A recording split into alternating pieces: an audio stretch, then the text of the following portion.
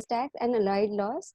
Also, Sir has been a joint author of publication on transitional provisions under GST and has delivered lectures at various forums. So has regularly been taking keen interest in other diverse fields like legal drafting and intellectual property laws.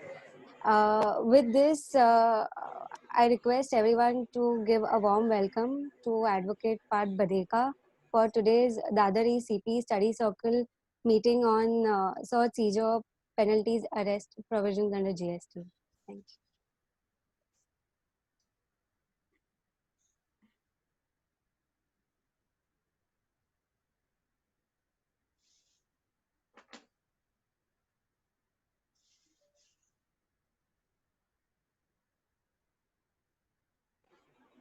Yes, Parth, you can start now.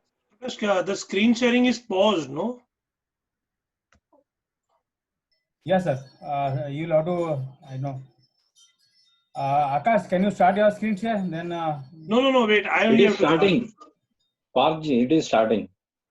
Okay.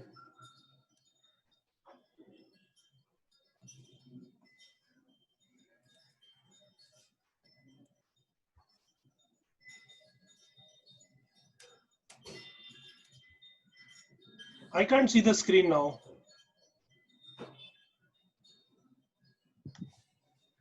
Right. Parth, if you can stop the screen sharing once and reshare. Okay. Okay, I'll do it again. Yeah.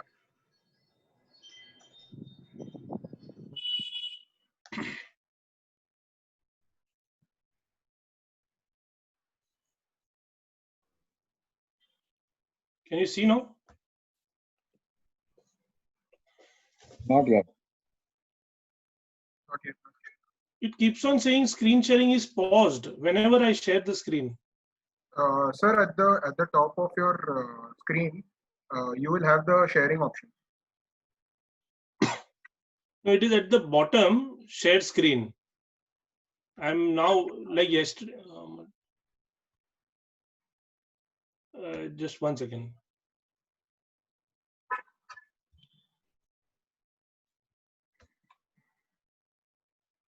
As soon as I share, it is saying screen sharing is paused.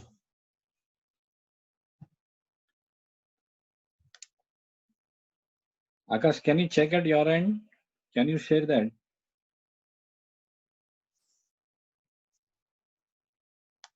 Yeah, Parth, I'll try to do it. I'll try to share.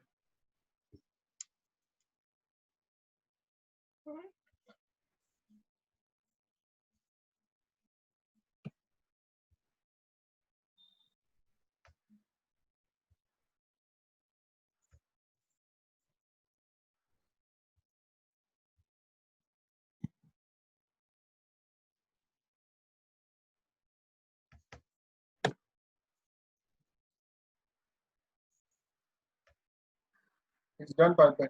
It's done? Yeah, you've shared. We are able to see your screen now.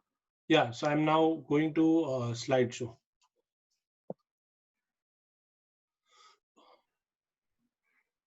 Okay.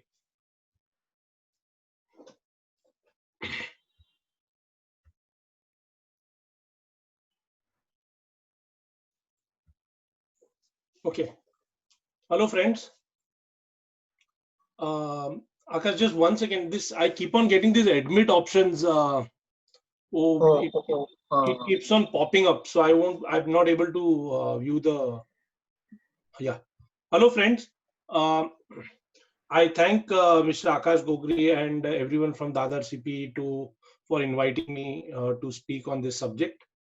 Now, when we talk about search, seizure, offenses, prosecution, penalty, why do we need to really give too much importance to this? There is one way to say that, eventually there are very few actual cases where you might have heard under earlier laws where people are incarcerated, people are put into jail, extremely exorbitant penalties are levied. Penalties, so even earlier laws they used to levy. But under the GST law, what they have done is, there have been OECD guidelines, and OECD has been discussing since a long time to criminalize tax evasion. So OECD guidelines of 2017, if you go to para 5 and 6, they will keep on talk. They specifically talk about this, wherein they want to make tax evasion to be criminalized so that it acts as a deterrent.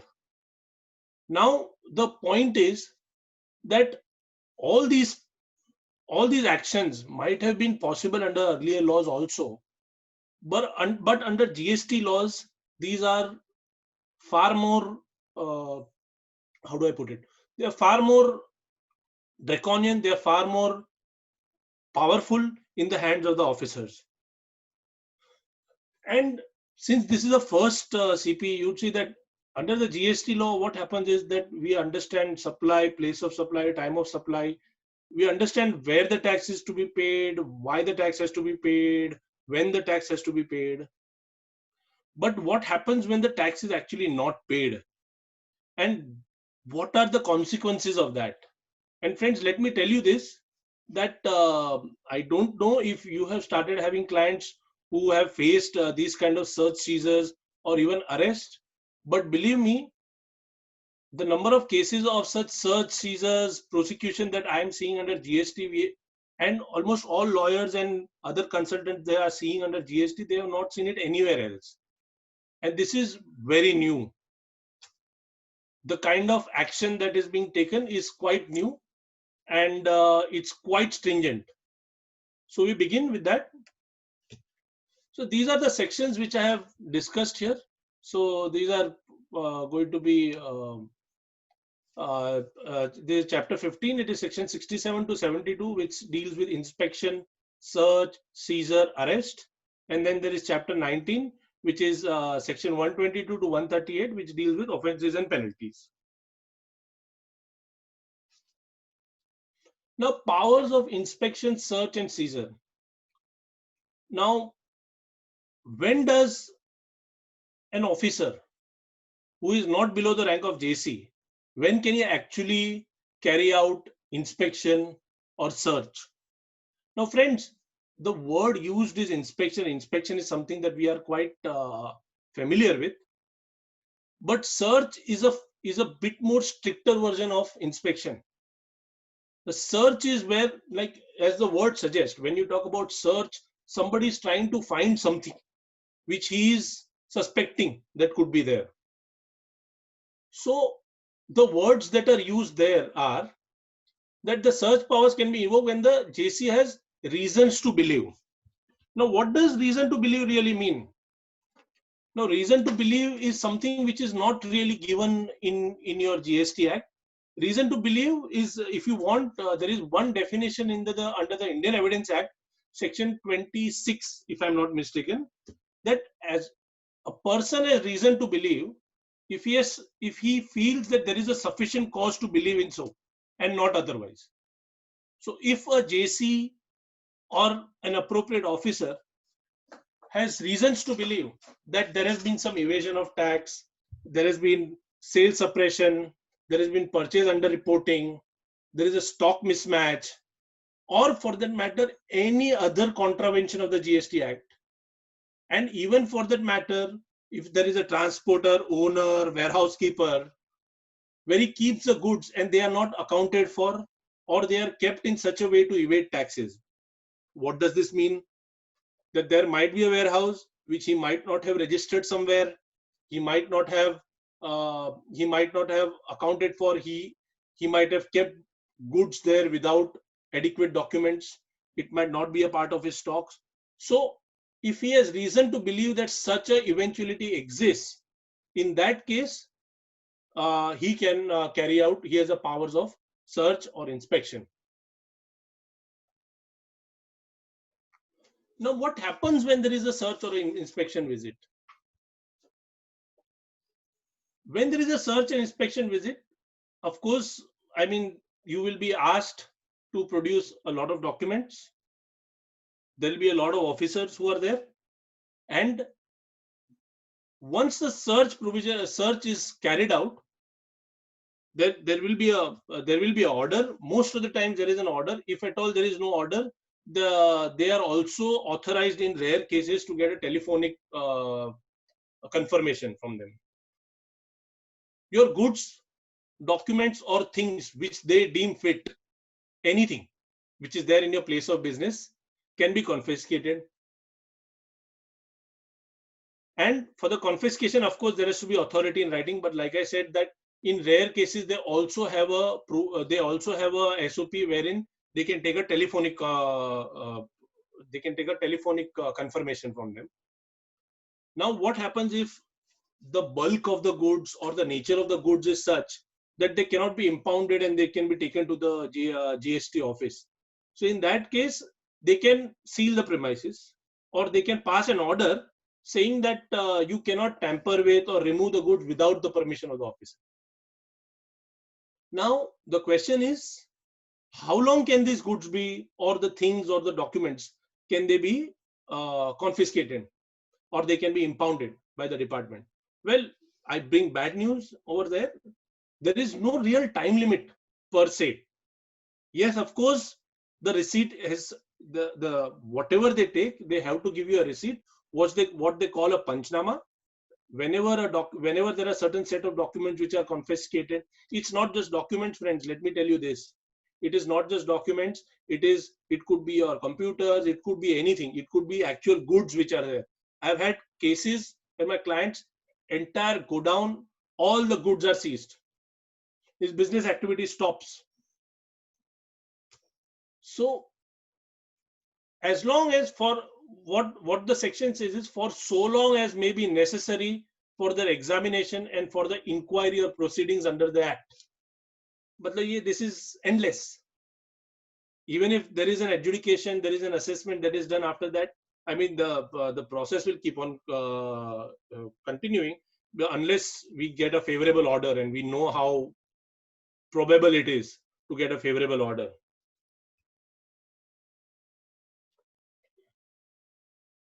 Now, there are certain checks and balances over here, wherein they said that once the goods are confiscated, or once the goods are seized,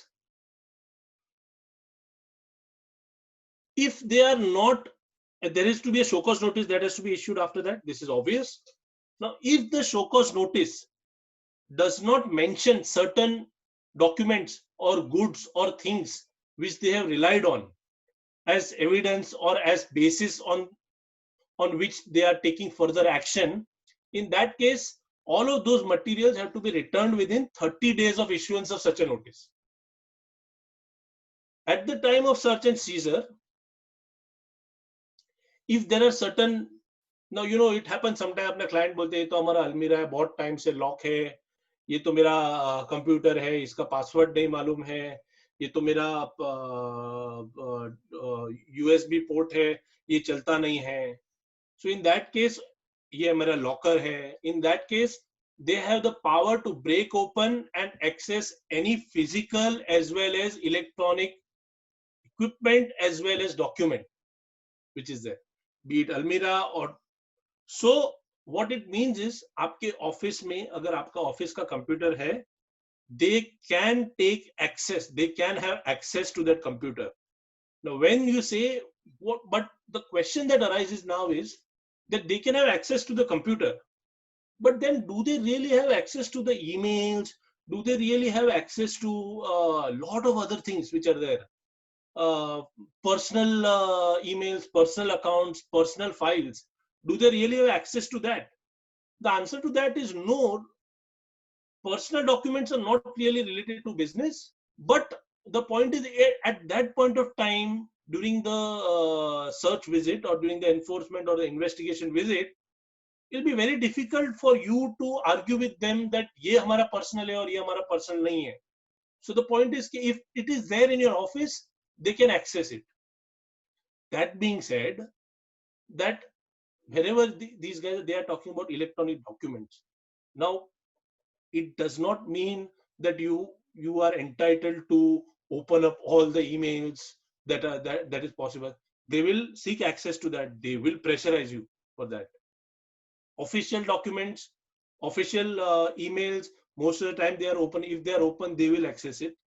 And I've seen a case where they were accessing it even under the VAT regime, especially when the branch transfer issue came, because you know that they were saying branch transfer is all these branch transfer. There is always an order which is there, and after that the companies are doing the branch transfer. So that is why they always used to check the emails, even WhatsApp messages, because we know for us who have clients who are traders, the amount of dealing that happens over WhatsApp is phenomenal. So that is why it is best, whatever is in the range is something that they will access. Now, what happens if there are certain goods which are very important to you, or like I said, आपका पूरा godown है वो लोग ने seize कर दिया आपका client का, your client will say that अभी हमको तो निकालना है. Now you obviously have an option to go to the High Court against that notice and try to get, but it doesn't happen. There are umpteen number of cases where search is going on, where confiscation has happened. Now confiscation is not just as a result of your search visit or investigation visit. Confiscation can also happen during the e-way bill issues. But I'm not taking those issues because e-way bill I'm sure will be taken up separately. So confiscation can happen anywhere. So uske again, there are umpteen number of cases High Court mein gaya, and courts are not really, except for a few special cases, courts are not really inclined to interfere at the stage of inspection. Now, in that case, what can you do? Oh, they can release, you provisionally have release kar do on the execution of a bond and security. Now, bond and security mein kya hai? You have to pay the entire tax and penalty. Then they will release the goods completely, and later on the amount which is paid will be adjusted in your show cause notice or the order which is there. But either pay the tax or penalty, or you can also execute a bond or security to that extent. Now, what happens if there are perishable, hazardous, or bulky goods? In that case, there is a rule 141 wherein they are saying that the at market rate the officer can dispose it of.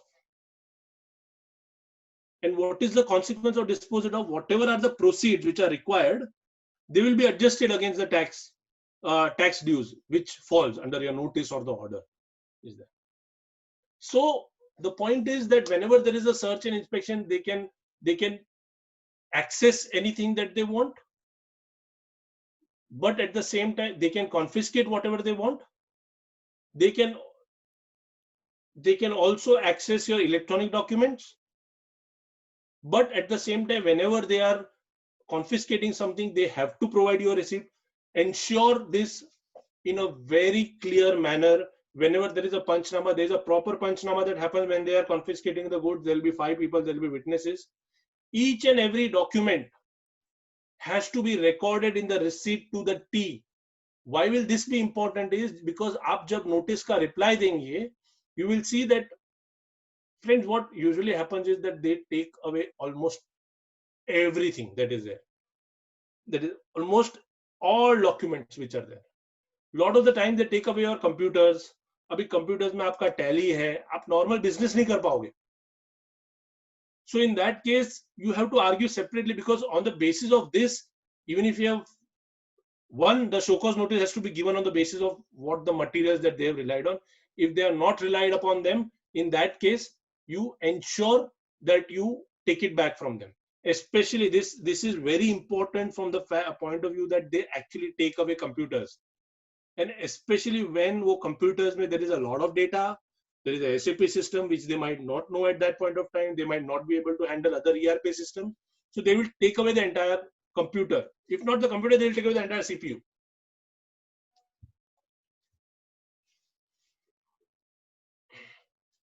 So moving on, friends, it's not just that the department is authorized to search in your business.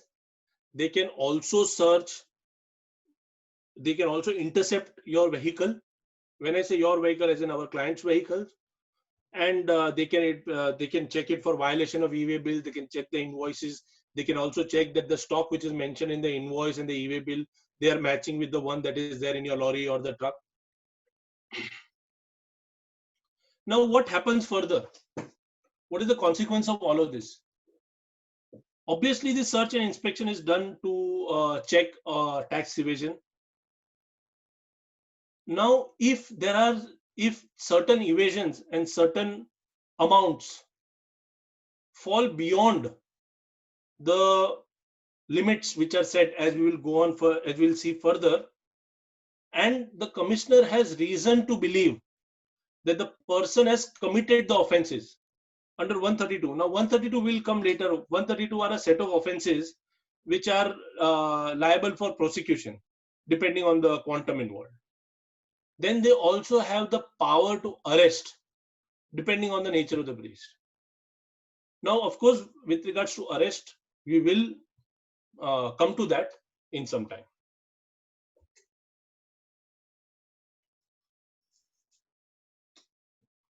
Now, summons. Now, friends, what is summons really? We've all, I'm sure, handled summons from time to time. Now, usually, even a summons is something which is a bit more stricter than a courtesy call or a notice. When there is a summons, if you avoid the summons, there is a section 172, if I'm not mistaken, under the Indian Penal Code. So if you avoid the summons, forget about whatever are the contents of the summons, whatever are the actions that can be taken with regards to those summons, with regards to that matter, which with regards to that subject proper. But just for avoiding the summons also, you can be imprisoned.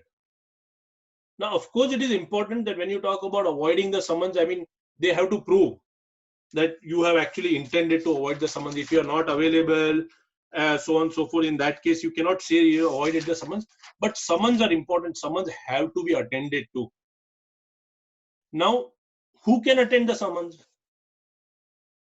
The officer might direct the business person to attend, or they can attend through the representative. Now, friends, the point is, अब summons जब भी होएगा, summons में legal representative can also maybe be with them, but at the time of taking statement or during the search visit, unlike other countries like Europe and everywhere, there, if you read their SOPs, you would see that the team has to wait a particular number of hours for they say solicitor or the accountant to actually come. Here, it is not a requirement. In fact, very recently, there is a judgment of Sudhir Kumar Agarwal versus DG GST Intelligence, where Delhi High Court has once again laid down that presence of advocate is not a requirement under when a proceeding that is going on under the GST regime. This was the case even under the customs. This was the case even earlier. But this is only at the time of taking statement or at the time of inspection. When there is summons, I mean, of course, to reply to the summons, a legal representative can jolly well go. Legal representative could be a CA, could be a practitioner, or a GSTP, or an advocate, or a CS, or whoever is a legal representative. At the time of summons, what can they say? They can say that you have to produce so and so documents, and also they can show you that there are certain allegations that they can make, say that provide evidence for the same. Or if you are say a employee, they will say that you provide evidence that there is wrongdoing. Now, what happens with these kind of quasi-criminal nature aspects is that lot of times we have to actually forget about our GST laws and also look at IPC and CRPC.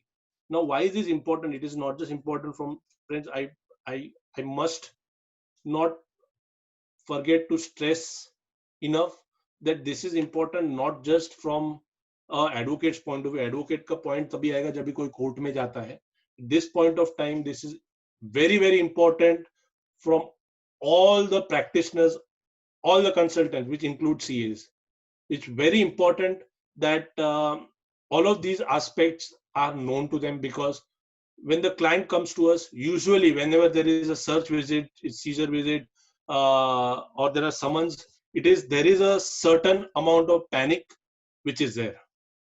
So when the client comes to us with that, we have to be ready with what to give. Now what happens is sometimes they might say that the employer, there is some employee who knows a bit but he is not a decision maker. Under the criminal procedure code, they can make him a witness, wherein they say that he'll just be a witness and he will give a statement against the owner for so and so wrongdoing. So they can also send a summons to him to provide evidence for the same. And for the purpose of inquiry under summons, any inquiry that he wants to make, he'll send a summons, and he will have the power of the civil court to produce and take cognizance of the evidence. And this shall be termed as judicial proceedings. Now, what is power of the civil court? Now, the point is that when you say they have a power of a civil court to produce, to take cognizance of the evidence, what it means is that any evidence that they have taken cognizance of at that point of time, they will have evidentiary value. What is evidentiary value? It means that those are the documents which can be used as evidence against you. Anything that is produced in the summons. Now, they always keep on saying that what are judicial proceedings? Now, judicial proceedings are usually any proceedings during which evidence is taken on oath. And like I said, that these kind of proceedings wherein summons are involved, these are quasi-judicial in nature, and the statement before the given proper officer has evidentiary value. What are the consequences that I'm again telling you? That when they talk about, I'll just go back and read this again, shall be a judicial proceedings under section 193 and 228 of the Indian Penal Code. What does it say? That 193 deals with furnishing and producing false evidence. 228 of the IPC deals with insult, interruption of the public servant during these proceedings.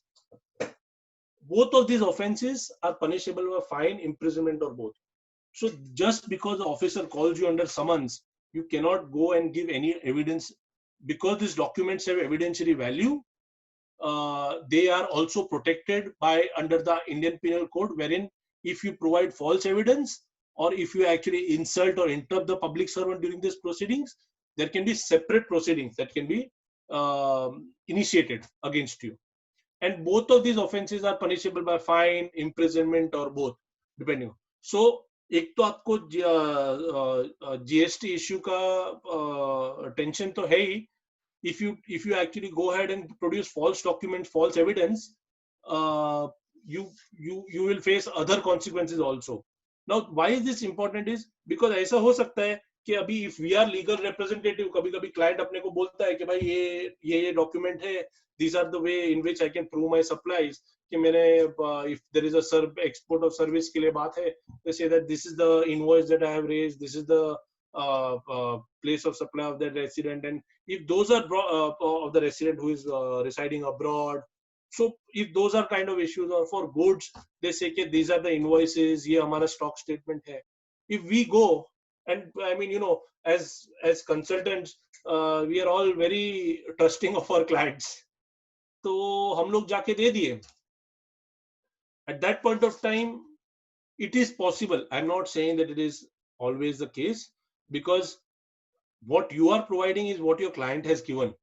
But if you attest, or if you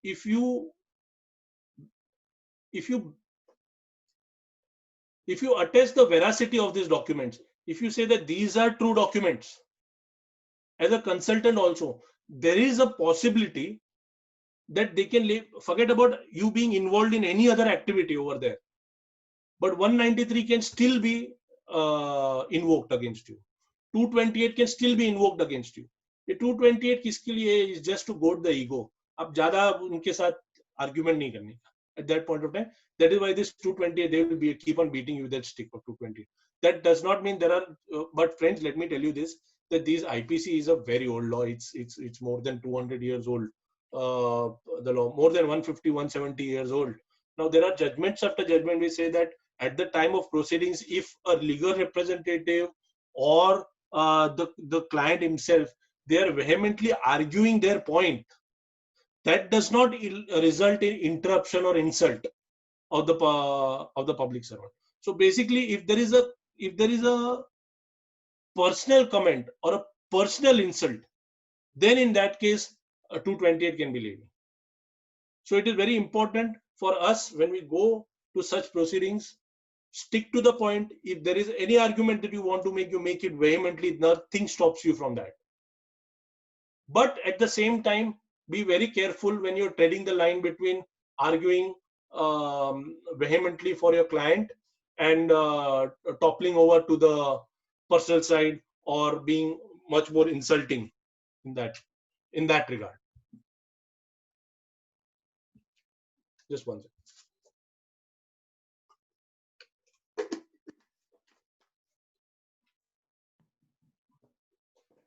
Now, what are the documents that when a person, when there is a search visit, when there are summons which are required for an inquiry, what are the documents or what are the books of accounts, documents or software that an officer has access to in a business premises? They're given a section very separately. The power granted to the authorized officer is to inspect books of accounts, documents, computer software, computer programs, and other things required to scrutinize and check to his satisfaction. Specifically, sir, when they talk about computer software, computer program, they're obviously talking about your Tally, ERP. They are obviously talking about your SAP. It's what I told you earlier also. Now, it also falls under books of account because all your accounting work might be under some ERP software or might be under some software which is there. Now they can also carry out any other audit or verification in the interest of the revenue that they think at that point of time. Now there are certain set of documents and things which is there under section 71, where they said records prepared by a registered person, any records prepared by a registered person, statement of accounting, annual financial record, income tax audit, trial balance. अभी trial balance में problem है. There are a lot of companies who actually still don't have trial balances. In fact, there are public limited companies that I know that they actually do not have trial balances. जब भी उनको trial balance चाहिए for the purpose of audit, they get a statement from the CA, statewide statement from the CA. In that case, cost audit report, or सबसे best, the end, other relevant document. See, friends, whenever there is, this is like a residuary clause. Whenever you words like other relevant documents, it means it covers everything. That you cannot at that point of time argue कि हम लोग ये इसका access नहीं दे सकते. If they say this is relevant, you have to produce those documents which are there. Now, this is the most important part when we come to the concept of search, seizure, summons, access to the businesses. As professionals, or maybe for even affected business persons, what are the things that they need to be careful about? Most important, insist that items traded and services offered are updated in a timely manner. ये बहुत important है because you know, I can assure you that आपके clients में से there'll be 60% of the clients who would have now started trading in either sanitized goods, sanitizer or PPE kits or any of those parts. Now what happens is at that point of the COVID के time पे there was a demand and whoever had the means and wherewithal, आपने trading या आपने manufacture उसका शुरू कर दिया. Fair enough, that is fine, but ensure that in a reasonable amount of time, because the items traded or services offered, they are non-core fields. So it's not that it's not always important that before you start an activity you wait for trading of item, or if there is something new which is purchased by you, and because there is you got an order for that, वो आपके GSTN portal पे होना ही चाहिए. It's not that, but see to it that within reasonable time, if not earlier, they are updated. All the books of account must be in proper order. I mean, who am I to tell you this? You would know this best. It's very important, especially when they go to retail shops and everything. These I'm talking from my personal experiences with my clients. wherever there is an involvement of cash in that kind of a business, see to it that all of these proceeds and cash are accounted for to the T. The fourth one is even more important. Fourth one is that if you are actually, it so happens that the warehouses, branches, kitni baar hai na, warehouses ka address, you might suddenly take a warehouse on rent. There are so many warehouses which are there. If there is a lot of demand in some district, you might take a warehouse over there, and they are not really updated in your system. Of course, the ones which are deliberately not updated on the system, I'm not talking about that, but I'm talking about warehouses, go down, branches which are not updated on GSTN. This is problematic. Please ensure that all the warehouses and branches are updated on your GSTN. Something very crucial over here. Whenever there is a enforcement visit, friends, the amount of pressure that is put on the clients is incredible. In fact, I have seen that if not the clients, what they would do is they would take some of the employees who are working there, and in one cases, उसको एक दूसरे room में लेके गए, उसको room में बोला हम तुमको यहीं पे रखेंगे, and they actually used a lot of physical violence against that person. Now, of course, at that point of time, अगर कोर्ट में जाएंगे बोलेंगे physical violence use नहीं करना चाहिए, court will also say हाँ नहीं करना चाहिए, but these are the things that they use. Now, at that point of time, you have to protest if such a thing is happening, and they will shut down your CCTVs and everything. Be rest assured about that. मतलब they are very smart. They have been doing this for a long time, especially customs वाले friends. Customs वाले तो मतलब they वो हाजी मस्तान के time से उनको आदत है, कैसे जब भी करना होता है investigation visit, and they know what to hide and what not to hide. So if there'll be a lot of pressure which would be put, जैसे that आप अभी आप ये statement दे दो तो अभी आपको छोड़ देते हैं, नहीं तो आपको अभी जेल में लेके जाएंगे, अभी आपको ये करेंगे. So to the extent possible, do not give any statement. Now, if at all आपने pressure में आके आपने आपके employee ने statement दे दिया, then what? That is not the end of the world. But ensure that immediately in the sense that वो visit खत्म हुआ ना, उसके next day को आप एक affidavit of retraction बना दो, saying that ये सब मैंने pressure के अंदर किया था. Even if your file returns, let me tell you this, we are actually arguing cases where even if your file returns, does not matter. You can jolly well give a affidavit saying that this was done under coercion, and then you have far more room to argue that this whatever was a statement that was given, that should not be used as evidence against. Now, to the extent possible, again, that's what I'm telling you, friend. मैं कोई हम लोग उनके साथ झगड़ा नहीं कर सकते. To the extent possible, restrict access to private non-business emails or other mediums. Most important, if not at that point of time, officially get copies of each and every material which is seized. Why I tell you this is because, friends, right now there are investigation cases in the VAT tribunal which are going on. अभी BST का cases चल रहा है, final hearing आ रहा था before lockdown, and at that point of time आप investigation का file मंगाते हैं ना, जज ने भी बोला ना, अरे investigation चा file तर पाहिजे जाता, and the opposing counsel will jolly well go and say के अरे सर आता ते नाही मिळत आहे, तुम्हाला माहित आहे ना इन्व्हेस्टिगेशन मध्ये कसं असतं, ते रेकॉर्ड खूप जुना झाला. So that is not right. But at that point of time, for you to argue it, because the judge might say whatever document you have, you argue on the basis of that. So that is why when the matter is fresh,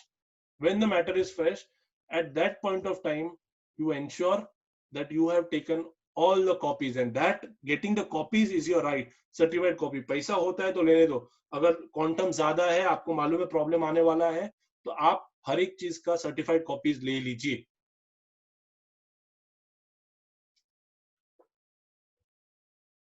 I'm sorry, थोड़ा ऊपर नीचे है ये. Now, friends, there are two things. When it comes to tax evasion, आपका search हो गया, आपका goods seize हो गया, आपको tax evasion का वो लोगों ने accused बना दिया. Then there will be a notice, आपको वो लोग adjudicate करेंगे, they might assess you. उसके बाद what is the result of that? What happens subsequent to such a thing? Two things can happen, either individually or together. First one is penalty. Now we are coming to chapter 19, which deals with offenses and penalties. There is penalty, and then there is prosecution. What is the purpose of penalty? What is the purpose of prosecution? Is not collection of tax, is not recovering from, is not compensating what the department has lost, is not recovering revenue what the department has lost. It is penal in nature. When we say penal in nature, means it is a punishment. Under most circumstances, whenever in the tax statutes, forget about what the department is telling you, whenever something which is penalty or prosecution, that is one, it becomes a quasi-criminal nature, a proceeding which is quasi-criminal in nature, and at the same time, that is like a punishment to you for either for either wasting the department's time or the amount which was recovered by them was not recovered. So that is why they levy penalty. Now, of course, I'm not going into, I mean, when there is a Q&A round, if you want to discuss any particular penalty provision, like you have all the section, we can discuss at that point of time. There are 21 offenses which are there under penalty and under section 122, which are provided over there. And we will we'll look at the major offenses which are there. We'll discuss them. Most important, friends, is what they have tried to do is they have bifurcated the penalty into two different portions. What does 122A say? If there is a breach, when we talk about breach, it means any evasion or whatever. Breach covers everything. If there is a breach which is otherwise than by way of fraud, willful misstatement, or suppression of fact to evade the tax, then the penalty is lower because it does not cover them. But if they deem that there is fraud, there is a willful misstatement, there is suppression of fact, in that case, the penalty is much higher. How higher? The penalty for 122(2)A is 10,000 or 10% of the tax when there is no fraud in or so on and so forth involved, or whichever is higher. For 122(2)B, it is 10,000 or the total tax dues, whichever is higher. Total tax का penalty हो सकता है.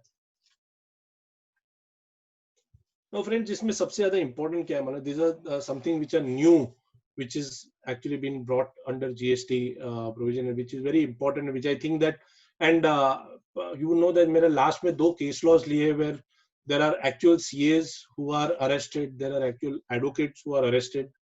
So that is why it is very important for us, and because the kind of business transactions with our clients is such, with us is very frankly is that most of us, we have their passwords. वो लोग last day को उनका statements भेजते हैं, हम लोग उनका GSTR1, GSTR3B, 9A, 9C सब कुछ भर देते हैं on the basis of statement, because सब कुछ एकदम last में होता है.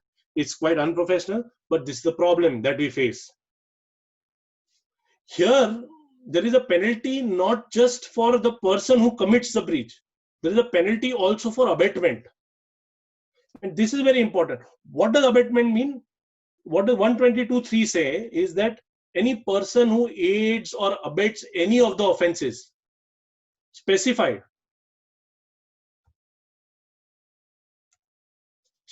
in clause so and so forth, even they are liable to penalty. the penalty amounts and quantums are mentioned there. When you talk about abatement, what does it mean? And why I have written here is that transporters, accountants, consultants, manager, even GST officers could actually fall under this provision. Is what is really abatement? Like I said, that is very important to go through criminal jurisprudence over here. Abatement is a crime which is there under section 107. And for that matter, friends, abatement is also very clearly the kind of abatement that they are talking about.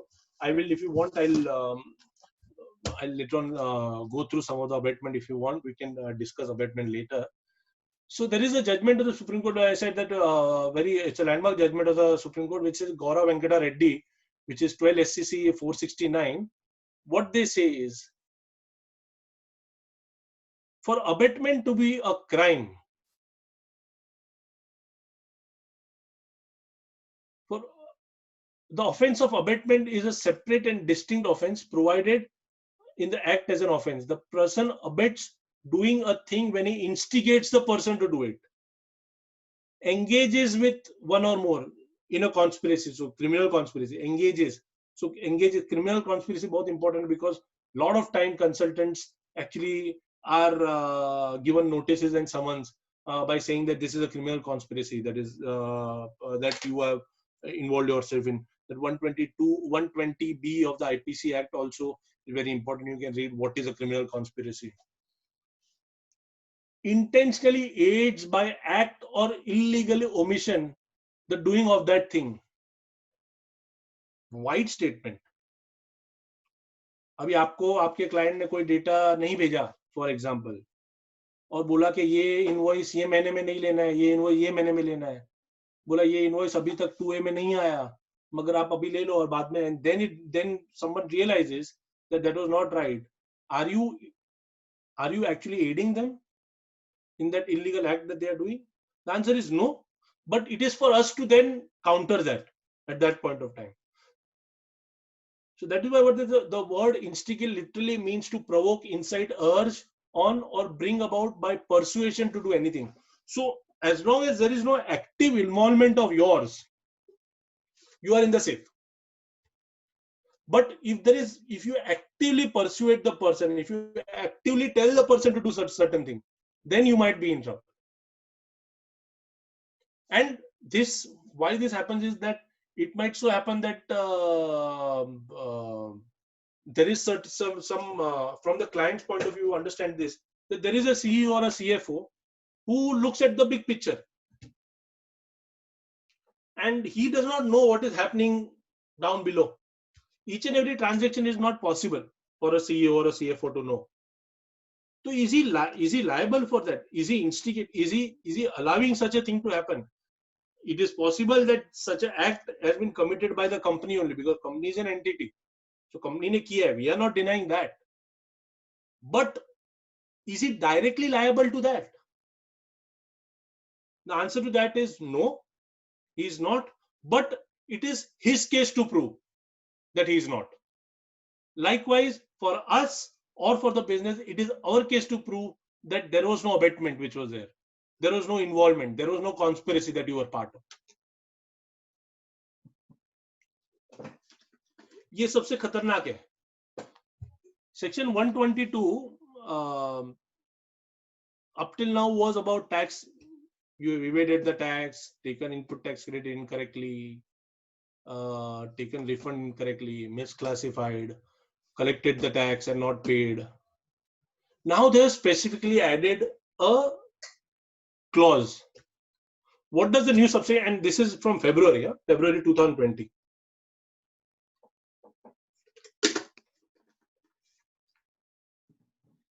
Any person who retains the benefit of a transaction covered under clauses 1, 2, 7, 9 of subsection 1, it is basically meaning all the offenses that I spoke about: evasion, incorrect availment of ITC, refund, so on and so forth.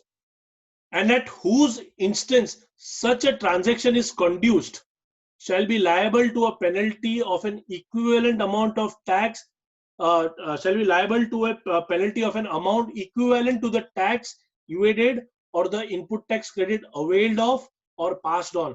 Friends, what this means is whenever they are using the words input tax credit availed of is, अगर आपने avail भी किया है, utilize नहीं किया है, even then you are liable to pay. And in most cases वो आपको input tax credit reverse करने नहीं देंगे. They will make you pay by DRC 03. So what does retaining the benefit mean? ये first time add हुआ है such a thing.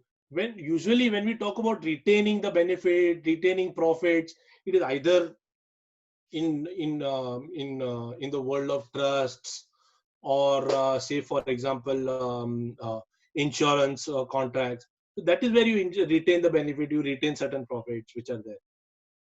So here retaining the benefits, if you read the section, what it essentially means is keeping or getting the share of the undue proceeds or profit. Because retaining the benefit means that here retaining a certain amount of profit that accrues to you.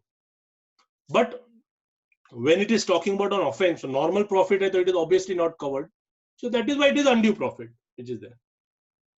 Conduced, another word which is used. And at whose instance such a transaction is conduced, which means conduit pipe to aapko pata hai, which leads to, matlab it connects the two people. So basically, if at somebody's instance a transaction has resulted, in that case also, and he has retained the benefit of that, in that case also he is liable to penalty. He might be directly involved in the company, or this is specifically for those who are not directly involved in the company. Now, for this, it could also be that it could be the consultants who have advised them. If there are certain written documents that come out saying that they have advised them, or there are certain entries which are found wherein it figures that the consultant is actively helping them, then it is possible that they can fall under this. And what happens is that once there is an accusation that is alleged upon you, then it becomes your case to actually come out of it. And the same is for the clients also. That is why it is important for us to know what is there. Coming to that, penalty to unhone bola hi hai that there is a penalty, and whenever there is a penalty which is given, and in fact 125 aap dekhiye unhone bola hai ki if there is no other penalty given anywhere else, if it is not mentioned, some offenses are not mentioned anywhere else, तो भी एक general penalty है 25,000 तो लगेगा. तो similar वो 9C का वही आर्ग्यूमेंट चल रहा था कि अरे पेनल्टी तो 9C का नहीं है, तो अगर किधर और फॉल नहीं होगा तो पेनल्टी क्या होगा, तो क्या 25,000 लगेगा. In a lot of cases people will be very happy to just pay 25,000 penalty, because under the VAT you would know that it was 1% of the turnover, that was the penalty, up to 1% of the turnover, that was the penalty. But friends, we are coming to the legal point of view, because this argument is always there by the department that penalty, इसमें minimum penalty लिखा है और maximum penalty लिखा है, तो penalty is mandatory. Is that true? And if not true, if we want to argue against it, how do we argue? And the most important part, like I said, अगर कोई भी punishment आपको मिल रहा है, when I talk about penalty or prosecution, it means punishment. आपको कोई भी punishment कहीं पे भी अगर मिल रहा है, it is important for them to also establish कि you had the intention to commit that crime. If you do not have the intention to commit that crime, and due to happenstance or due to some reason which are not under your control at all, it so happens that you commit, there are certain things which are committed, in that case no penalty or that punishment cannot be levied. But of course it's very difficult, at least at the lower stages of assessment appeals, to prove such a thing. Now that is why friends, ये कितना भी और भी बहुत सारे judgments आ गए, मतलब lot of judgments which say that there are some judgment, there is one judgment of the SEBI where there is a procedural fault, और उसके लिए there was some penalty which there is certain reporting which had to be done, वो reporting नहीं हुआ तो there is a automatic penalty, wherein they have said that for such procedural breaches, then they may not need to prove your mens rea. But the kind of offenses that we are talking about here, it is important to prove the intention also. Hindustan Steel 169, 1969 2 SCC 627 lays down the law which holds till date. What it says, penalty will not also be levied imposed merely because it is lawful to do so. और ये Hindustan steel के time में there's a problem कि उन्होंने register नहीं किया था, जब करना था तो भी उन्होंने रजिस्टर नहीं किया था. Even then, whether penalty should be imposed for failure to perform a statutory obligation is a matter of discretion of the authority to be exercised judicially and on a consideration of all relevant circumstances. This is most important. Even if a minimum penalty is prescribed, the authority competent to impose the penalty will be justified in refusing to impose the penalty when there is a technical or a venial breach of the provision of the Act, or where the breach flows from a bona fide belief that the offender is not liable to act in a manner prescribed by the statute.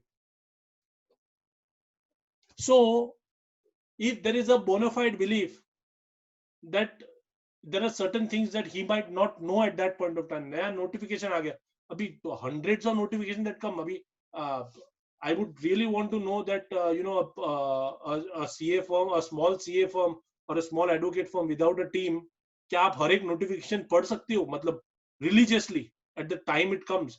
There is always a lag. We have to read it, but there is always a lag. So in that case, can somebody come and tell you that nahi, breach hai to breach hai, your penalty is payable?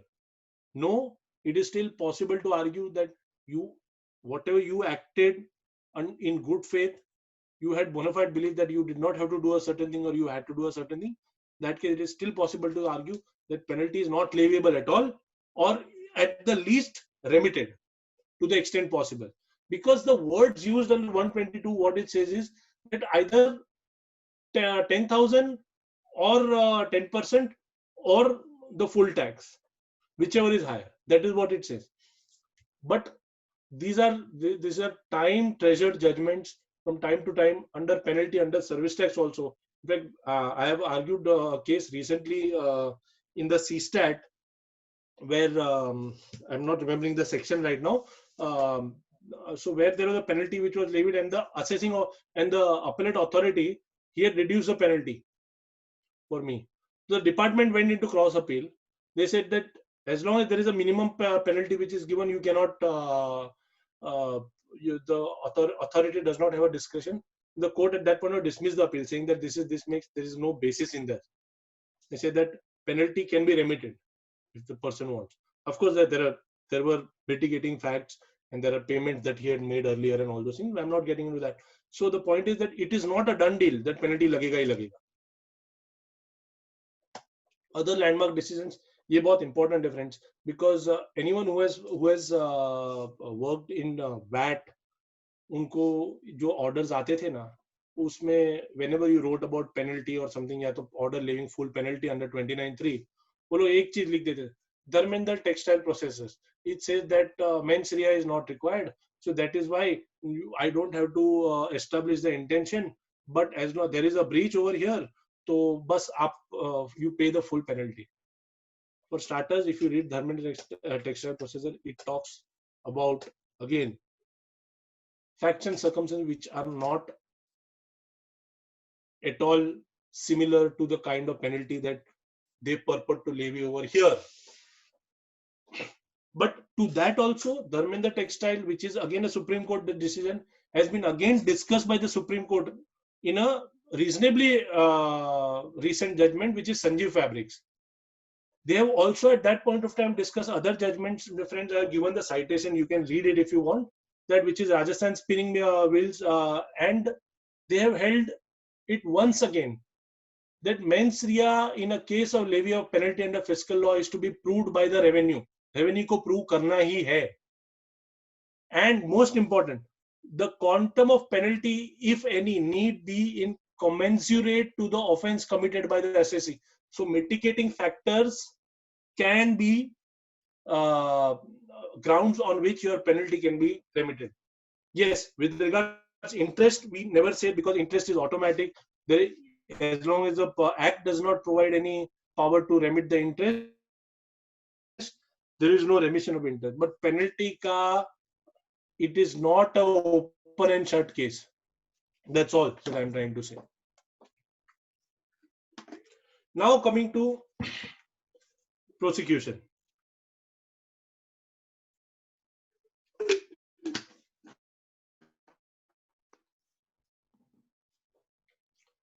So what is prosecution? Prosecution means jail. Simple, imprisonment. When do you come to prosecution? You come to section 132. 132 lists out, I think, about 11 or 12 offenses for which, if it crosses a certain barrier, there is a punishment where you can be imprisoned and fined, or both. Of course, I have not reproduced the. If somebody wants to discuss a particular offense, they can point it out to me afterward. We can discuss that. Though there are several breaches which are stated over there, there are 4 major categories which have the highest scope of your client being imprisoned for. They are tax evasion. Tax evasion matlab it could be anything. Tax भरा नहीं है, misclassify किया है goods, returns में आधा चीज बताया नहीं है, that is tax evasion. Wrong or fraudulent availing of ITC. Wrong or fraudulent availment of refund, and collecting the tax and not paying the same to the government treasury within prescribed time. While as the offenses themselves, they are self-explanatory, what the GST law is trying to say is that jahan payment of amount वो department का या government का right था और आपने उसके साथ evasion किया है, और you have actually been in breach of those particular acts wherein the tax or the amount was a right of the department, the right of the government treasury. In that case, you can be imprisoned. Now,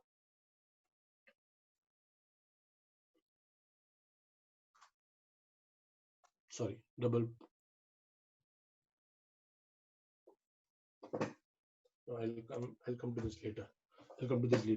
Friends, sorry, this is an extra slide. Now, friend, what I want to say here is that up till now, if you look at service tax, if you look at VAT, if you look at excise, not so much excise, but VAT, service tax, and basically we cannot really look at excise also because excise ka levy was very different. What we are seeing here is GST is essentially VAT, and it is called VAT in many countries, even if it covers goods and services both. So it is called VAT. So this is essentially a transaction, a tax on value addition, which is there. Up till now, under the earlier laws, we had very much seen tax evasion, refund being collected incorrectly, for foreclosure, to collecting tax and not paying on time, collecting in excess. ये सब होता था. But you would see that this is the first time that they have introduced this term specifically, which says that wrong or fraudulent obtaining of refund. The actual words used is availment of wrong or fraudulent availing of ITC. Sorry, not refund. Wrong or fraudulent availing of ITC. What this means is that even if you have actually paid the taxes and you claim that, you know what, there is no tax evasion by me because मैंने सब taxes भर दिया है. And I will take an example earlier of when we discuss whatever the circular trading or bill trading. I will take an example of that. In that case, they can still say नहीं, आपने tax evade नहीं हुआ है, तो भी आपने incorrectly ITC avail किया है. You are in breach of the provision, be it 16, be it 17, be it 18, or be it the rules also, be it 41, 42, 43. you are in breach of that, तो आपको ITC reveal किया, so that is the amount you have to pay. And for that you can be punished or penalized also. So this is very important. Yeah, ITC availment, not even utilization. Just understand this. Merely availing ITC, which is wrong, is you can be penalized for the same. Now, there are drastic consequences to this. These are draconian consequences to this. When I discuss a illustration in a few slides, I will discuss them. Similarly to what was introduced in section 122, they have also amended section 132 in February, wherein they have not just said that whoever commits, they have also added causes to commit, retains the benefit, avails ITC using invoice or bill referred to in clause B, which is in violation of the provisions, or fraudulently avails ITC without any invoice or bill. Entry, खाली invoice का नाम लिख दिया, invoice और bill नहीं है. Evades tax or fraudulently avails ITC. Basically they have omitted this fraudulently availed ITC and fraudulently obtains the refund. So it is not that you just cause to commit. If you are not just committed the crime, if somebody, because the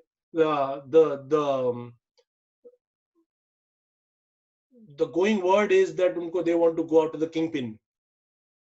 So kingpin में क्या होता है कि if you cause to commit something, even if you are not directly involved, you can still be punished. और एक public limited company है, उसका बहुत सारा सिस्टर कंसर्न है. पब्लिक लिमिटेड कंपनी एकदम साइड में सेफली चला रहा है, मगर उसका बाकी सब कंपनीज है, they are doing all of these transactions, and through certain conduits the profits are flowing to the public limited company. In that case, they are retaining the benefit. In that case, they can still be penalized.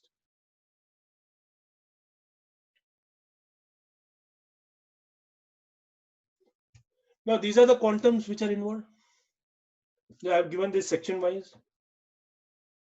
That amount of tax evaded or ITC wrongly utilized if it exceeds 5 crores. For A to D, 131, 132, 1A to D is the same. Tax evasion, incorrect availment or fraudulent availment of ITC, then refund and collecting tax and not paying it to the department within the prescribed time, which is 3 months in most cases. Within 3 months, I think it's 3 months. In the section it is there, it is 3 months. Similarly, if the quantum is 2 crores but less than 5 crores, then there is imprisonment which is up to 3 years along with fine. So on and so forth. 1 crore or where there is refund, wrongly availed refund which exceeds 1 crore, it is still imprisonment up to 1 year along with fine. Like I said again, abatement is also very important. Abatement का वो अभी वो आ गया उसके लिए भी. Now, and there is a penalty for repeat offense also. Now, friends, you would see the type of offenses. ये बहुत important है, because when you are charged, or when there is a investigation, or when there is a search which is going, और आपको summons आया है subsequent to the search, और ऐसे ही summons आया है, if they feel that you have committed the tax impact, if I put it for the ease of understanding, which covers everything, if the tax impact exceeds 5 crores, in that case, that offense is cognizable and non-bailable. All other offenses are non-cognizable and bailable. What does non-cognizable and bailable mean is that these are offenses where bail is your right. Depending on certain security, bail is your right. The police can automatically give you bail. You don't have to go to the magistrate court at all. Cognizable and non-bailable does not mean that you do not get bail. It just means that for you to avail bail, you have to make your case. that so you have to argue in favor of bail. Now, what are other crucial aspects in relation to prosecution? What it says is imprisonment under 132(1) or 3, which is this 132(1) or 3, 132(1) up to 132(3 has to be minimum 6 months. But at the same time, they cannot dictate to the magistrate court, because eventually imprisonment is going to be not decided by the GST department at all. Penalty is decided by the GST department, but once the imprisonment happens, the case goes to the criminal side over here. Once that happens, if there is any reduction for more than 6 months, 6 months से कम अगर आपको सजा मिल रहा है, then the court has to specifically record the mitigating factors and reasons for the same. The other most important fact, friends, again 131 बहुत clearly बोलता है आपको penalty भी लग सकता है, आपको punishment भी हो सकता है. But if you have actually paid the entire tax and also the penalty, most of the time वो लोग bail में किट नहीं करते department वाले. The other important part, the next section that we need to discuss and which is very important is liability of companies. Section 137. Directors, employees, secretaries, CFOs, CEOs, or any other officers, they can all be punished. Now, एक company को तो आप jail में नहीं डाल सकते. So, company, there will be penalty provisions, but people who are directly involved with the commission of that breach by the company, they can, and there is they are given any consent, there is any connivance, and it is even if it is attributable to some negligence on their part, in that case they can still be punished. And how will they be punished? Depending on the breach. 5 crore से ऊपर है तो non bailable and cognizable offense होगा, up to 5 years prison होगा, so on and so forth. So it is very important. क्या होता है कि sometimes ये आपको बहुत is very important that there are a lot of executive directors जो लोग थोड़े टाइम के लिए इधर ट्रैवल करते हो, बाहर NRI होते हैं, कभी आते हैं, ये वो, a lot of the times that happens, they are not directly involved. Now some employees also, वो अगर खाली data entry की करते हैं, वो भी आया है. मतलब I have seen one case जहाँ पे वो data entry कर रहा है, उसको बोल रहा है कि भाई तुम सब हम लोग को बोल दो, though he does not know anything, trying to make him a witness कि तुम statement दे दो इसके against, नहीं तो तुमको भी इसमें अंदर डाल देंगे. Now the point is, if somebody is doing a data entry or somebody is doing record keeping, वो क्या हर एक document check करेगा क्या? अरे forget about a data entry operator. आप लोग का ही केस ले लो, आप CS का केस ले लो. Now very simple, statutory audit क्या बोलता है? True and fair. Now IT audit talks about true and correct. Now, despite them talking about true and fair or true and correct, now true and fair to some extent is like an opinion. True and correct means that there has to be a bit more check to it. Now GST में भी ऐसे ही था, पहले वो लोग ने true and correct था और बाद में true and fair ये वो लाया, वो मतलब I think it's something like that in the audit 9C में. But there is a concept of materiality which is there. मतलब आप कितना देख सकते हो? You will always check on a test check basis, which has to be reasonable and commensurate with the amount of work, which are the quantum of turnover and the kind of activity which they are doing. You cannot know everything.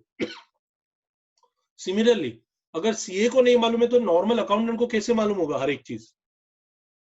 And similarly, a CEO, CFO नीचे धांधलबाजी चल रहा है, उसको कैसे मालूम होगा?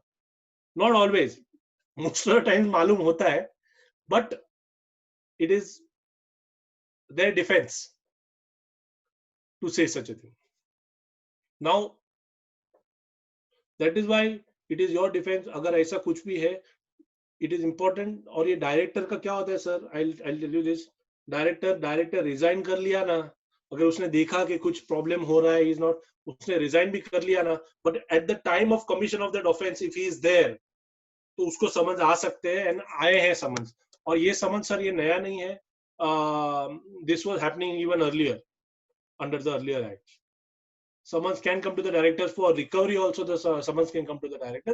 We are not talking about recovery here, but penalize if the director was there at that point of time, even if he resigned at that point of time, or if he resigned for other reasons, he did not know that there was a certain offense which was committed, and he might have resigned 1 year later, और बाद में 2 साल बाद उसको बोलेंगे कि भाई तुम तो तभी डायरेक्टर थे, तुम्हारा MCA वेबसाइट पे दिखता है कि आप डायरेक्टर थे तभी, so you have committed the crime, and being a director you know this, so it is your case to actually say that you have not done anything, you are not involved with that kind of activities. So you have to actually establish that, because these are something which you can read, basically cognizable and non-cognizable offenses. I mean, usually where the severity of imprisonment is more, usually 7 years and more under IPC, so they are cognizable and non-bailable offense, and the rest are non-cognizable. Non-cognizable basically means जब भी वो police वाला भी बोलता है ना, आपका NC लिख देता हूँ, NC लिख देता हूँ, वो वही होता है. That is non-cognizable offense, which are petty crimes or smaller crimes. So under GST, what they have tried to do is that major breaches के लिए they have major breaches as per them. They have said that it's a non-cognizable offense, आपको directly jail होएगा. Now another important thing, coming to presumption of culpable mental state. Why is this important? Like I said earlier, be it penalty or be it prosecution. Penalty is quasi-criminal in nature, prosecution is fully criminal in nature. It is important that whenever an offense or a crime is committed, that you had the intention to commit that crime is also very important. Intention, motive, जो ऐसे बोलते हैं ना अपने को, we hear, or we would have very briefly read during our whatever law school and all those things, the people who are not actually practicing in IPC. For those people, it's important that it is very important that the department has to establish that. Like I said, वो CFO, director, किसी को भी लेके गए, whether they had the intention to commit that. Now it is possible that, oh, there is certain product which they think, now I'm not even talking about bogus trading or that we'll discuss later. There might be a certain product, उनको लगता था कि ये tax free है, and others might think ये tax free नहीं है. In fact, in one of my cases, that person was selling dog food, cat food, and all those things, and we had filed a writ petition in the High Court saying that this is exempt, because at that point of time AR was not there, and that entry, I think 127 in Schedule C or something, that is a little ambiguous over there. And the court has actually admitted the matter. The High Court under GST, one of the first cases under GST in Bombay High Court, they have admitted the matter, but they have not given any relief. So what we did was that till that point of time, जब तक हम लोग exempt था, we have not made the payment of taxes or whatever. But later on, we were paying the taxes, and the court had said that if at all there is, if the decision is in your favor, the court will say that you get the refund. Now refund का वैसे तो provision नहीं है अगर आप ये दिए, but the court says that you will get the refund under writ jurisdiction. The department has to give the refund. So he has not done anything which is illegal. There is a proper valid legal, how do I put it, argument, and the court has recognized it and admitted the appeal, though not given any interim relief. We are not seeking any interim. Even then, when the department came to them, despite seeing all of this, they said that you have misclassified the goods. And since the director and the owner का husband who is handling all of these things, उनके ऊपर सबके ऊपर they threaten imprisonment. So this is very common, friends. ये बहुत common है. So what 135 says here is that here the culpable mental state is presumed at the time of accusation, but it is still a rebuttable presumption, because once they say that if they come to court before you, they say that this is this is a penalty which is, this is the imprisonment which is there for incorrectly availment of ITC. So then that case department does not have to prove कि इसका intention था भी ये करने के intention था कि इसको to actually defraud the treasury. That case, but the defense has to prove that one, the offense is not committed. Even if there is an offense or a breach which is committed inadvertently, there was no intention to commit that. That is very important. So similarly, you might have gone to court or not gone court, misclassify हुआ है. There was no intention for you to breach. आपका valid legal opinion था. For that, you might have taken certain opinions, you might have taken whatever. I mean, there might be other competitors who are not charging similar. Those become mitigating factors. Now, a brief analysis of all the types of offenses that may lead to prosecution, which is deliberate misclassification of tax, issuance of bogus invoices, movement of goods without accompanying documents, or if the goods are not accounted for, ये सब होता है. Circular trading, which is mainly done for enhancing the turnover without existence of goods, like accommodation bills that you are talking about. Now, I'll just take a brief example of circular trading and also talk about the fraudulent availment of ITC. Now, there is a reason between ये मैंने A, B, C, A and B का firm भी है, and there is a D private limited, and A being a limited company. Like I said, there is a reason I have not given any arrows, because इसमें बहुत ज़्यादा criss-cross होता है. When there is a kind of a circular trading that we understand in common parlance, it's not a term, it's not a how do I say? It's not a valid way to carry out to plan a transaction. But whenever such a thing happens, one company sells to other company, he sells to the other company, and eventually it again comes back to them. So there is always a cycle. Under the VAT, what used to happen? Till the point there is tax payment and returns which are filed by each and every person, there is no problem. Nobody is going to come, because there is no mechanism for them to, where is the tax which you have evaded? Problem is when the chain is broken. Out of this, one of the person goes rogue. He says that abhi main nahi bhar raha hu. In that case, what happens? Simple. They would actually go after everyone. They say that there is a tax evaded. But what happens here is that in most cases, goods भी नहीं होता है, invoices दिया हुआ रहता है. But in some cases, there are actually goods which are in existence. You have a stock statement. In that case, if such a transaction is done, where what we call constructed delivery, friends, do not get into this, do not mistake this section 16(2) which says the actual receipt of goods. उसके बाद में ही उन्होंने लिखा है, immediately preceding that, they said that even a transfer by documents to title is also receipt of goods. So that is basically your constructed delivery. So as long as there were goods in existence, now हो सकता है there सबका common go down होता है, and very common in metal trade. As long as there is there is goods which are there in existence, it is still possible to argue that this was a valid transaction, and at each point of time tax is paid. But what happens here is when they actually go after each and every company, say suppose there is no invoice, बहुत सारे cases में invoice नहीं होते, and a lot of times for the existence of good, what happens is that there is one truck which keeps on roaming with goods. वो भी होता है. So here, if a chain is broken somewhere, say at A and B, the firm, now there is a cascading effect on the front side also and on the back side also. And ideally क्या होना चाहिए?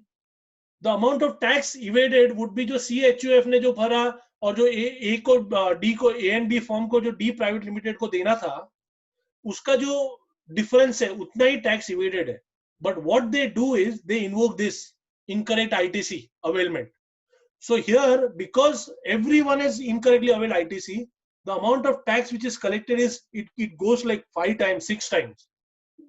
How many ever number of people are there in the chain, they will disallow the entire ITC and they will make you pay the amount, saying this is incorrect availment of ITC. Forget about tax not being evaded. They don't talk about tax evasion at all. So that is what we have to look at. So the point is, even in this transaction, as long as there is stock and everything, it is possible to argue that accommodation bills are very much valid. But again, I mean, please go with caution when it comes to such a thing.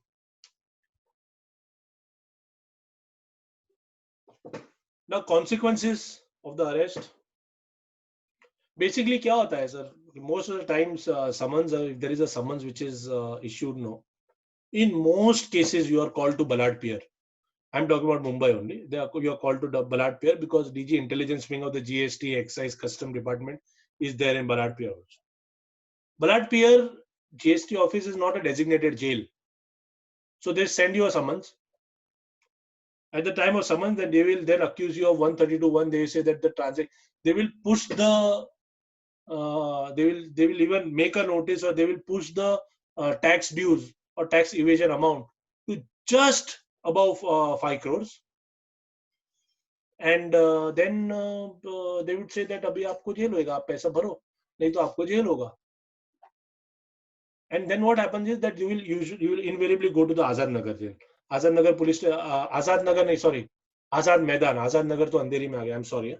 Azad Maidan police चौकी, उसका jail है, आप वहां पे जाएंगे. What happens? Jail हो गया, बाद में within 24 hours they have to produce you before the magistrate court. Now, all of these offences, they have to be heard by at least magistrate first class. So यहाँ पे जो magistrate court है वहाँ पे, so thankfully आपको अनाड़ी court में जो अंधेरी और ये सब है वहाँ पे दिन दोषी और सब जगह पे नहीं लगे आते. You have to go to the magistrate court. I think Nindoshi is also magistrate court. There for 24 hours, within 24 hours they have to produce before you. They have to tell what is the accusation. In that case,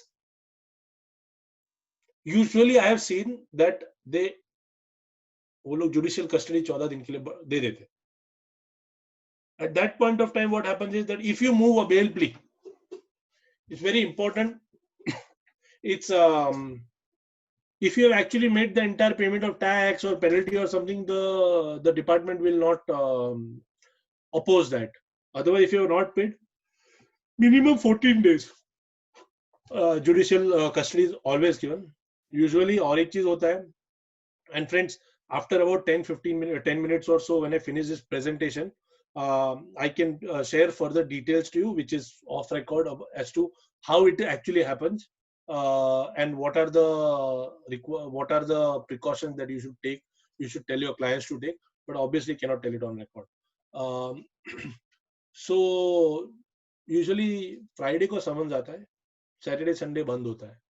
4:30 बजे आपका CEO उसको बोलेगा कि या तो पूरा रात Thursday रखेंगे. It could be CS also, और बाद में बोलेंगे कि नहीं, अभी आज तो मैजिस्ट्रेट बंद हो गया, अभी आपको मंडे जाना पड़े. So most of the people who are not used to being in jail, especially the white collar, and they would be aghast.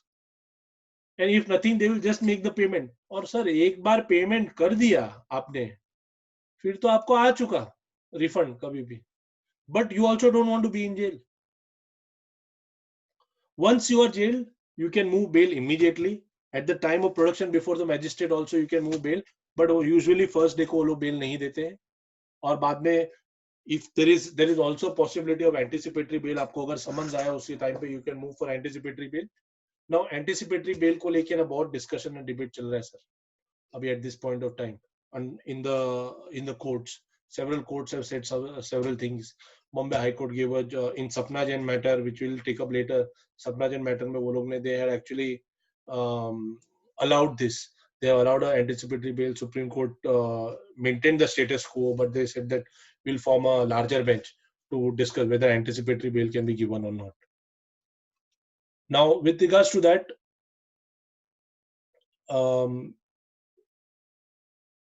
I will take up certain judicial pronouncement with regards to whether anticipatory bail in case of arrest, something can be given or not. Now, this P.V. Ramanna case was the only case where there was like a proper speaking order, where it had discussed a lot of, which had discussed the interplay of criminal procedure code and the GST and the words used over here. So, in P.V. Ramanna, the Telangana High Court says that there is no the argument is कि आप ऐसे allegation कैसे लगा सकते हैं? Any penalty under 122 or an offense under 132, if you want to establish, at least assess me. Otherwise, how do you say? Just on the merely on the basis of your own calculation. You have to assess me. That is the principle of natural justice. The courts dismiss this, the Telangana High Court, and they said dismiss. They say that there is no correlation between the assessment and these processes and 132 offenses, and they can be independently initiated. Most importantly, while discussing the difference between CRPC and CGST, they said that the words used in CGST is reasons to believe, which are much more liberal. Under the CRPC, they say reasons are to be recorded in writing. So the reason to believe, if you cannot ask the commissioner कि हाँ reason to believe है तो आप मेरे को बताओ reason to believe क्या, you show me the copy of the reason to believe or show me the authority. Authority तो आप मांग सकते हैं, but tell me what is the reason to believe. When there are reasons recorded in writing, in that case under CRPC, you can ask from the police officer.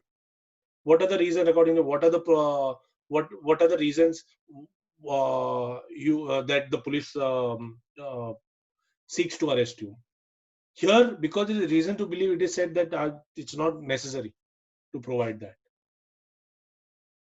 So, yeah, so this was a judgment which was there under the Telangana High Court, which said that which had rejected anticipatory bail. But at the same time, Madras High Court, and this was there. This was in fact before, if you see the date, this is 27/5/2019. This is 4th April 2019. This was already there. So these are discussed also, but different high courts can take different views over here. This was the Honorable High Court here has agreed that the words used are commits an offense. So when you talk about commits an offense, means that you have to establish that a commission has happened. So if you have to establish that, you have to assess them.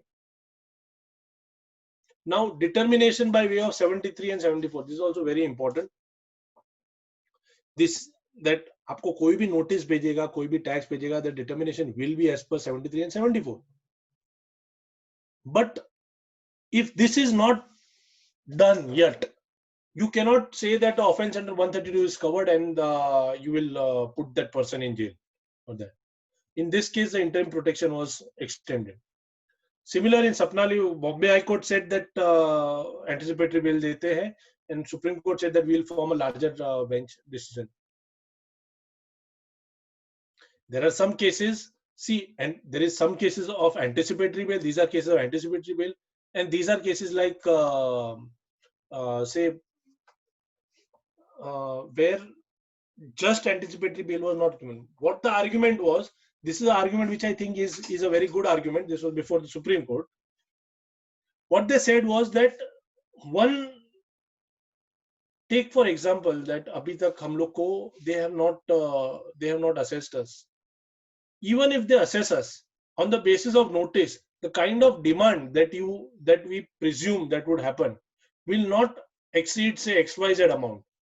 So if it is not going to exceed XYZ amount, if I take just the notice as it is, I will obviously have a right to file appeal. When I have the right to file appeal, that at that point of time the pre-deposit would not go about 2 crores because 20 crores का demand होगा. 20 crores का demand है तो jail तो हो ही सकता है. मतलब, so because it goes over 5 crores. So they said that I can still file appeal. So I am willing to pay 10% and you grant me anticipatory bail.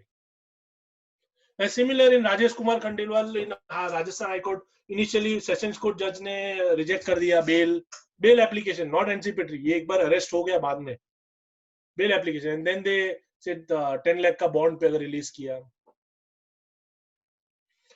This is a very good judgment, Gujarat High Court ka, which is a bit later.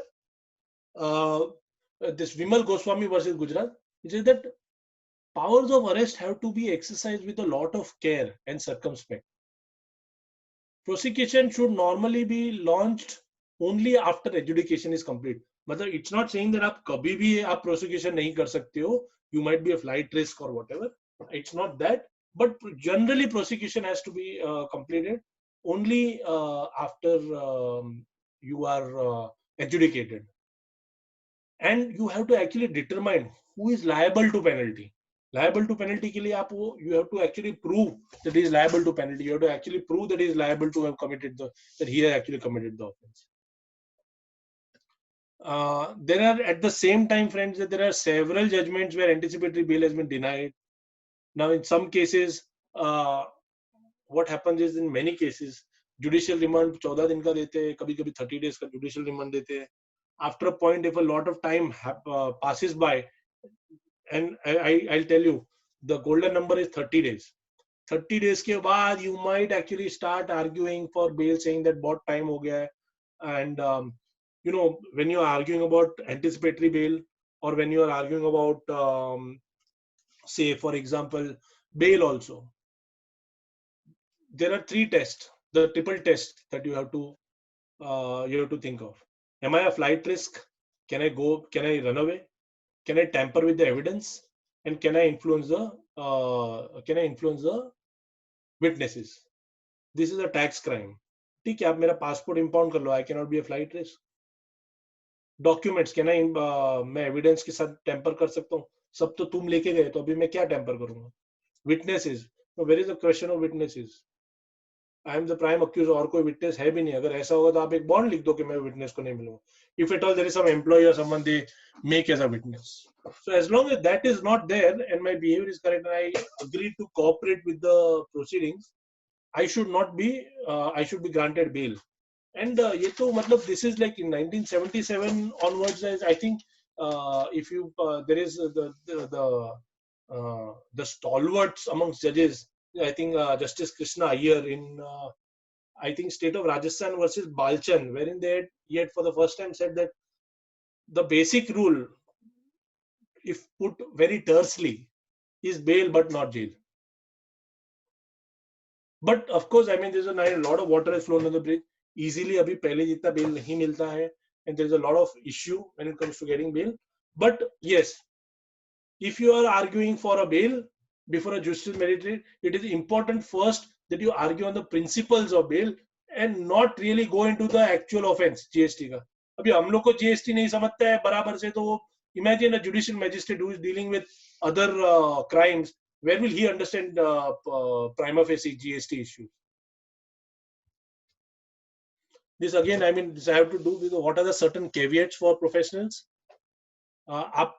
Because we all assist in filing returns, registration, maintenance of records, passwords अपने पास होते हैं, हमेशा आप details verify नहीं कर सकते.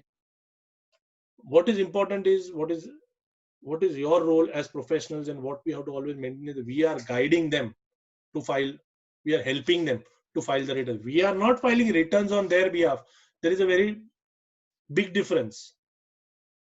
We are helping them file returns. So these are not our returns. These are not returns which are filed on our behest. These are returns which are जो हमारा नहीं हम उनको help कर रहे हैं. We have some certain expertise. We are helping. That's all. Plus, at the same time, friends, do not directly involve yourself in running the company, especially if you are conducting audits, registration, returns. Because under GST, I'm now.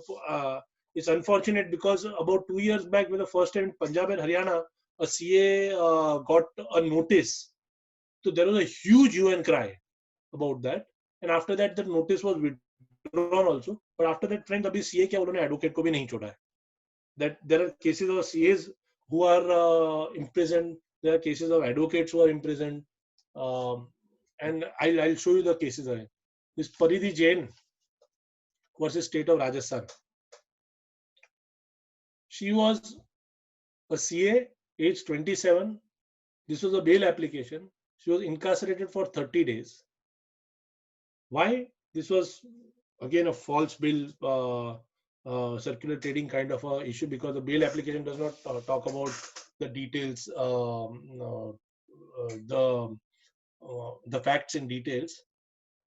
But what the CA was doing, CA was employed by a company, by a firm, and that company was registering several forms at the behest of the client. वो बोला कि हाँ ये सब है, मतलब you get the documents, you go to the GSTN portal and you register, which is there.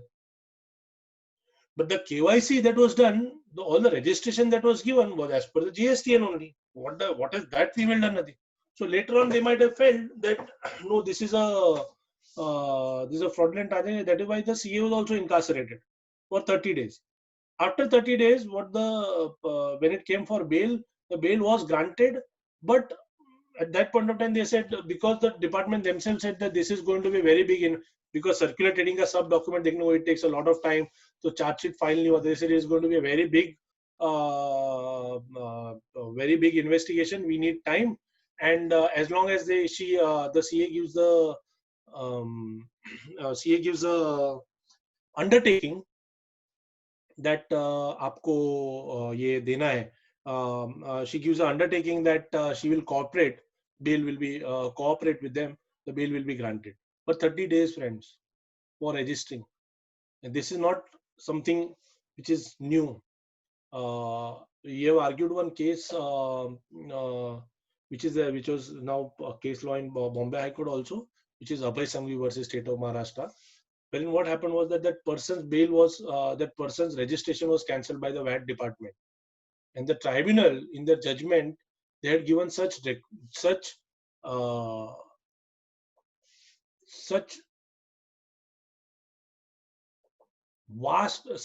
shocking comments and such omnibus comments, which said things like, if you are filing the returns, you are supposed to know that the returns that you are filing is right or no. Now, of course, I'm not getting into the facts of the case, and they had tribunal rejected and his registration remained cancelled. The High Court at that point of time did not go into the details per se, but it set aside the order saying that even if the registration is cancelled, you have to actually go and provide him all the documents on the basis of which you cancel his registration. So the matter was remanded back. But thankfully, the tribunal judgment was removed, because how in the world can a CA or an advocate or a practitioner know each and every transaction? It's not possible at all. But so these are the attitudes which are there. So there's such sweeping statements which are made in certain judgment, they can be very damaging. So, but thankfully the High Court set it aside for technical reasons, but that doesn't end. But even here, and the point is that if I as an advocate come to the other CPA to talk और बोला कि खाली CA को jail में डाला तो कैसे अच्छा नहीं लगेगा. So that is why I don't want to disappoint anyone. There are advocates also who are jailed. So this advocate also was they had filed returns on their behalf and everything, and they were and there was some illegal export issue. Now whether they knew or not is a very different thing. But at that point of time, any fraudulent refund was received by the company. Now हो सकता है कितने time आपने refund application कर दिया, ये बोला हाँ सर ये सब है, ये आपका इलेक्ट्रॉनिक क्रेडिट लेजर में दिखता है, तो चलो ठीक है RFD 01 फाइल कर दो. आपने RFD 01 फाइल दे रिटर्न मिल गया, बाद में बोला कि तो fraudulent refund है. We have just filed in their basis. As long as they cannot prove that you have received some profit or you have received some back deal on that, you cannot be really incarcerated. You cannot be punished for that. But yeah, I mean, so these are all the things that came for the matter of bail or for anticipatory bail. But it is not that it is under the GST, friends. Now it is very important that the law is very strict and is in the line with most of the international laws when it comes to tax evasion. Though उनका खुद का implementation बहुत बेकार है, but that does not matter. But at the same time, law is very strict, and as professionals, one, it is our duty to instruct our clients accordingly to set their affairs straight, and at the same time, we also have to insulate ourselves, especially the ones who are actually dealing with compliance per se on a regular basis. So with that, friends, I end my topic. I thank everyone for providing me this opportunity. I thank the Dadar CP. I thank Mr.